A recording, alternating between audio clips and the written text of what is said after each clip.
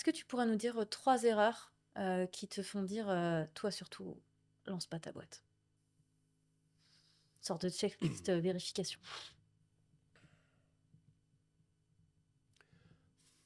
Comme je t'ai dit, c'est souvent en discutant avec les clients, mais quand un client, en gros, je sais pas, déjà ne sait pas combien il va vendre un produit ou un service par rapport au prix où il l'achète, etc.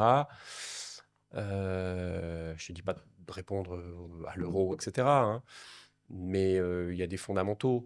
Le négoce, ce qui fait peur aujourd'hui dans le négoce, c'est que souvent, il faut vendre beaucoup d'unités, il faut faire beaucoup de volume avec de très faibles marges en montant pour dégager, pour peut-être te payer un salaire, payer tes frais généraux, etc. C'est des modèles qui sont risqués pour certains. Euh, un gros stock, un loyer, faut vendre des produits hein, pour rentabiliser tout ça. Donc certains ne se rendent pas compte du volume, ou de temps en temps dans le service aussi, hein, de dire attention, faut être rapide, hein, il faut délivrer, il faut produire tant pour que tu gagnes ta vie, quoi, pour que ce soit rentable. Certains se confrontent à ça.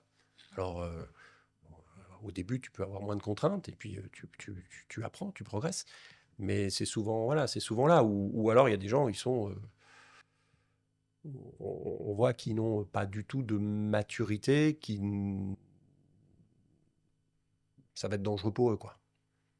Si c'est pour qu'ils se retrouvent à faire trop de bêtises au niveau des impôts, des cotisations, à dépenser de l'argent qu'ils n'ont pas gagné, Mmh. euh, quand tu es chez l'entreprise, ça te revient toujours. Tu peux pas te cacher derrière ton petit doigt, hein. Au final, c'est toi qui assumeras, c'est toi qui payeras, hein. Donc voilà. Donc finalement, si je résume ça en 3 conseils, ça fait, aie conscience de tes charges, aie conscience des volumes dont tu as besoin et Dépense pas l'argent que tu n'as pas gagné.